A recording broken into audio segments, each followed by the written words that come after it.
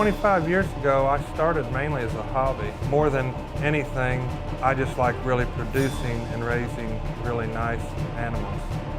Who are these deer now? These are giants. I feel animal husbandry is probably the most overlooked factor in the deer industry. They have all the food, all the water, all the security. There's nobody gonna eat them. These deer got it made. Hey Keith, I think I'm getting a call. I'll be right back in a minute. Hey, you won't believe what I got Keith warned in. You know, I think those people from Oklahoma got it out for folks from Texas. This program is dedicated to the men and women of the U.S. Armed Forces. May God bless America. Today's Americans are more disconnected with nature than any time in history. This disconnect has led to a society that is unaware of the importance of conservation of our natural resources. Fortunately, there are modern-day heroes who are still in touch with nature, and they work to protect wildlife and wildlife habitat for future generations. You won't believe what I got Keith warned in. Those stories are told here on Keith Warren's Deer and Wildlife Stories. Deer and Wildlife Stories is brought to you by the American Deer and Wildlife Alliance, Schrade Knives, New Dart, the North American Deer Farmers Association, DNA Solutions and North American Deer Registry, Record Rack, Whitetail Sales and Service, Bad Boy Mowers and Multi-Terrain Vehicles, New Supercharged Scent Killer by Wildlife Research Center, and the American Deer and Wildlife Alliance Foundation.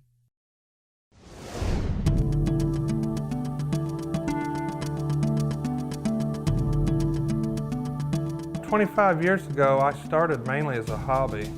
I hunted a lot, just wanted to be able to look at deer. More than anything, for me, I just like really producing and raising really nice animals.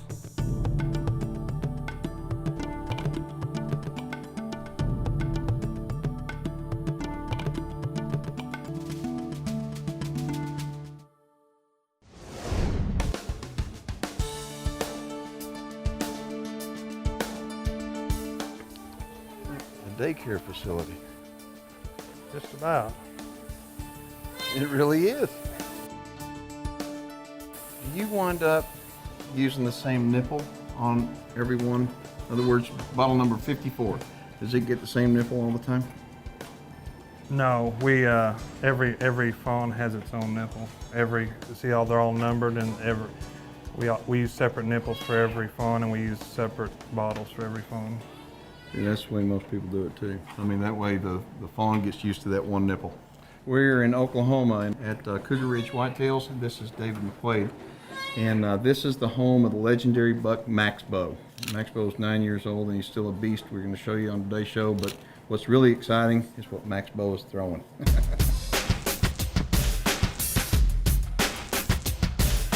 Who are these deer now? These are giants. Max Bow's in here, Max Bow Hardcore's in here, and Max Bow Picket. And where the value really comes in for a deer breeder is if you have a deer that blows up real big like Max Bow, and he lives long enough that he throws off a big son, but when it really gets good, it's like Max Bow, not only did he throw good sons, but those sons are throwing good sons, and that's the reason why it's so valuable. Max Bow's done a lot for my herd. He is one of the industry's leading sires. You can mix his genetics with just about any bloodline in the deer industry. He's once in a lifetime buck. That water is fresh and it's cool. How important do you think that is? Fresh water. That is very important. A lot of people overlook that, don't they? Well, if your water is hot, totally hot, and it stinks when you come up there, and I mean, these deer are going to drink no matter what because they got to live. But for them to digest their food and for them to grow great antlers, you need cool, fresh water. I'm telling you, and it's cool, clear, and it's got a float on it. These deer got it made. I feel animal husbandry is probably the most overlooked factor in the deer industry. These deer on our place have the best conditions, and they are treated, you know, like livestock. We vaccinate and worm these deer twice a year. We're here 24/7, and probably from daylight to dark, you know, we're watching these animals, make sure if there's one that gets a little sick or something, we get on it and treat them. Their longevity is way longer here than in the wild. I've hunted for 25 years. I love animals. Anything to do with the outdoors, I enjoy doing. This pen is absolutely beautiful, and these deer are living the life of Riley. I mean, they have all the food, all the water, all the security. There's nobody gonna eat them, and they live long, healthy lives. And I think if I was a deer, I'd want to live at a place like this because, like I said, you have all the food, all the water. They love you. They take care of you and make sure that you're going to live a long, healthy life. Coming up next on Deer and Wildlife Stories. You won't believe what I got Keith Warren doing. You know, I think those people from Oklahoma got it out for folks from Texas. Man, where's Keith at? I wonder if he's going to have any time to film my deer. We'll be right back.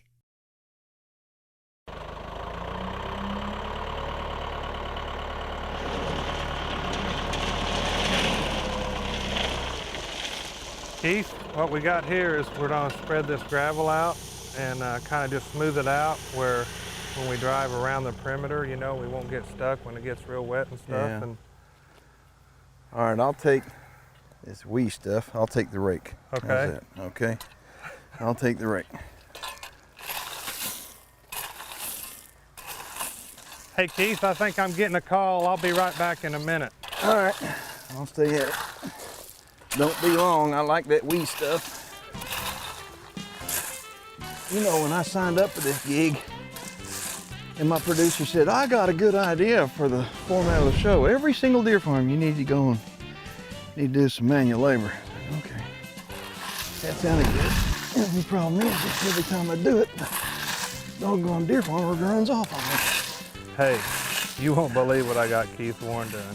I got him raking some gravel over here. I don't think he's liking it too much. I hope that was an important phone call he had. You know, I think those people from Oklahoma got it out for folks from Texas. And all people think I do is just hunt and fish. On any farm, not just a deer farm, but on any farm, there's a lot of work to do. And if anybody says they're a farmer, they got all their chores done, don't believe them because the chores are never done. All the chores need to be done every day, and there's a list that's never ending, but it's a labor of love, and I love it. The deer industry has come a long ways. Now there's probably, you know, 12 to 14,000 breeders across the United States. The biggest advice I'd have nowadays, if somebody's going to become a deer breeder, is gather all the information you can. Do your homework. It's like any other business you would start. If you really want to get into it, you need to know what it's about, and don't get in a hurry and try to buy too many animals. Start out like I did 25 years ago. I had 2 does and a buck, and start out small, and that way you can get a feel for the animals. You can kind of get a feel if, you know, it's something you'd like to pursue, and then build off that. I think Keith is doing a great thing. You know, what Keith is doing is what we need to be done a long time ago. There's so many people out there that are just uneducated. And when I say uneducated, I don't mean they don't go to school. I'm talking about they're just uneducated that even deer farming goes on. And the thing I think Keith is expressing more is, you know, like the land I have here, you couldn't raise crops, you couldn't raise nothing, but it is absolutely the best environment for deer. I guess what amazes me the most is that this doesn't even look like Oklahoma. Yeah, this part right here, there's about a 10-mile strip of this big timber and kind of, I wouldn't call them mountains, but rolling hills and creeks, and it's just real different, this part of the northeast part of the state right here. It looks like it could be Missouri, East Texas, I mean, Tennessee. I don't think Oklahoma Department of Tourism does a good job promoting how pretty this part of Oklahoma is. I know, it is pretty, I promise you. But I mean, the trees, and I mean, it's just a pretty piece of property. And the white-tailed deer, allow you to be able to have this, right? This piece of property that couldn't be utilized for anything else is the perfect habitat for these deer. You know, That's what's amazing. If you own a piece of property that is not good for anything else, consider it's good for deer farming. And if you're interested in coming up to David's place, we'll have all the contact information coming up at the end of the program, or you just log on to our website and we'll hook you up with Cougar Ridge. if we sell an animal and something unforeseen happens with that animal, then we replace that animal. We have a lot of consistency and repeat customers. Our biggest goal is to whoever we sell to is to make sure they get the most out of that animal, and that we're here for them to answer questions. I always feel this way: when you do the right things and you treat people the right way, then that comes tenfold back to you. Coming up next on Deer and Wildlife Stories.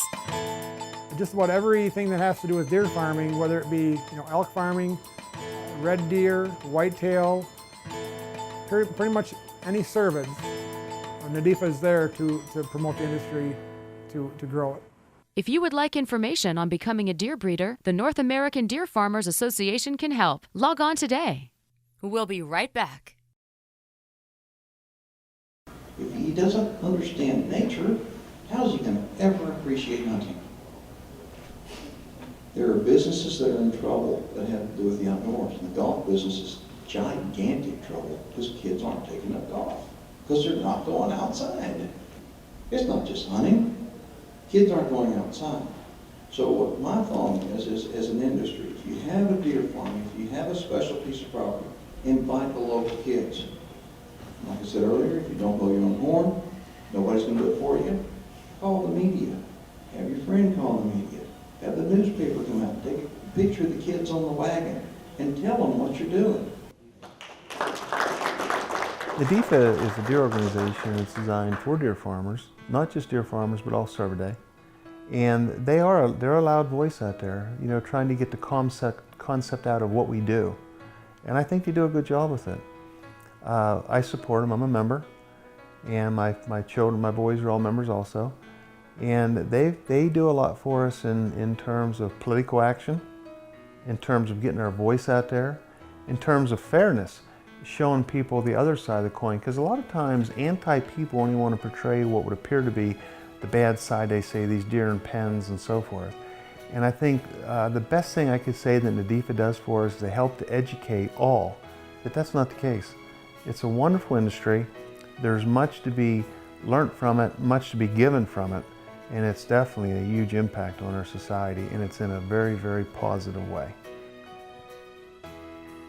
If we did not have NADIFA, which is the North American Deer Farmers Association, the efforts that they do, traveling all over the country, dealing with Washington, the federal laws, we would be in trouble. The industry would not work nationwide. We spend money all the time fighting misconceptions, rules and regulations, ones that make sense, ones that don't make sense. So NADIFA is key to what we do. Just about everything that has to do with deer farming, whether it be elk farming, red deer, whitetail, pretty much any cervids, NADIFA is there to promote the industry, to grow it. I currently am the Vice President of North American Deer Farmers Association, which is the umbrella association that represents producers from Canada, US, Mexico. NADIFA is just a wonderful organization. It brings together all the different state associations, and we fight for the benefit of the industry as a whole. I don't really think, as I fully understand the property rights initiatives, as I fully understand where we're headed as we talk about the economic benefits of the deer industry. I think the number one thing we need to do is we need to educate people. We need to let them know that we support fair chase hunting behind high fence, we support private property rights, we support the landowner, we support hunting, all forms of hunting. And that's the biggest thing. We cannot support them. Please do not sign their petitions, do not sign their measure. When they ask you to do this, tell them that You support the landowner, you support the hunter, you support the guy that's out there letting you hunt on his land every fall. We need people here that are wanting to make a difference and trying to get things fixed. The beauty of a national association and a meeting like this here is, you know, we can tell the members what it looks like from an outsider's point of view or outsider's perspective. You know, you don't always realize what you're doing, you know, in your own little area. What might be normal to you and to your neighbors doesn't look the same to someone in a different state or a different community. So it's a way to address things and make sure everybody is kind of following by a set of guidelines that does present the industry in an image that, you know, we think is beneficial and is positive. If anybody out there is a deer farmer and you're not a member of your state association, I would urge you to become a member. If you're not a member of NADIFA, shame on you, because you're a deer farmer. And the way I look at it, united we stand, and we've got to all stand together. We need one voice to represent us, and NADIFA is that voice. But right now, let's go look at some big deer. All right. Up next, a message from Keith. Across America, bulldozers and backhoes are carving up the natural habitat, and cities are sprawling into the countryside. Every year we lose more natural habitat, and what's left bears little resemblance to the wild areas many of us enjoyed as kids. We'll be right back.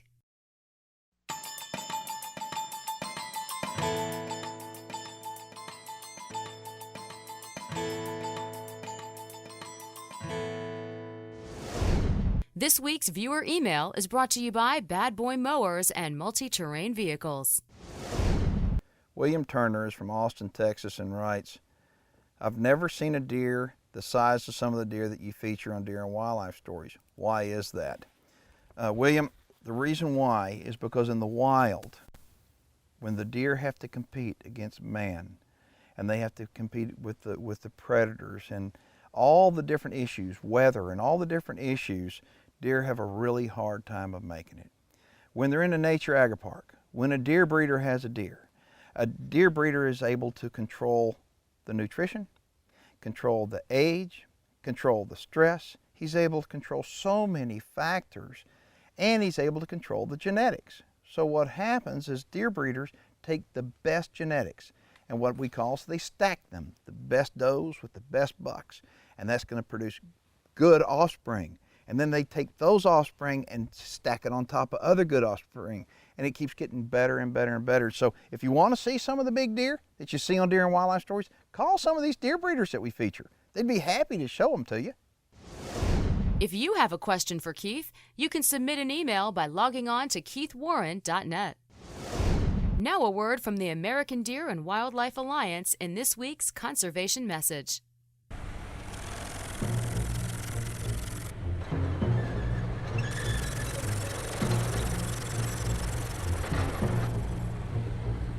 Across America, bulldozers and backhoes are carving up the natural habitat, and cities are sprawling into the countryside. Every year we lose more natural habitat, and what's left bears little resemblance to the wild areas many of us enjoyed as kids. Usually, only small pockets of actual habitat remain, and the deer and other wildlife that are trapped within these urban developments find it difficult to survive as they try to reach ponds and feeding locations or to establish nesting areas. From 1982 to 1997, the U.S. population grew 17%, but urbanized land increased by 47% during that same period of time. Plus, developed acreage per person has nearly doubled in the past 20 years. If we don't slow down the urbanization of our landscape, we will lose more of our endangered species and will put at risk many more species. If you're a sportsman, I know you care about wildlife, but you need to do more than just care. You need to act by supporting habitat zoning within your community. Support the American Deer and Wildlife Alliance and other habitat-minded organizations, and create habitat in your own backyard. Most importantly, talk to your legislators and let them know how strongly you feel about preserving the habitat that we have left. Enjoying the outdoors isn't a spectator sport anymore. If you would like to know more about what the American Deer and Wildlife Alliance can do for the future of the outdoors, log on to deerwildlifealliance.org. If you would like more information on today's featured operation, log on to their website or give them a call. If you would like to know more about the show and Keith Warren, log on to keithwarren.net. Coming up next week on Deer and Wildlife Stories. There are a certain number of deer breeders that are breeding for the best in the world, and I'm in that bunch that's trying to accomplish that. I'm not saying I am the best. I love big deer and I love good genetics. I want to tell y'all something. We're in the Show Me State. This is Darren Deckard. He's fixing to show me. Come on. Oh my gosh, look at his frame. I love talking deer as much as anything. I love showing people that are just getting started into it.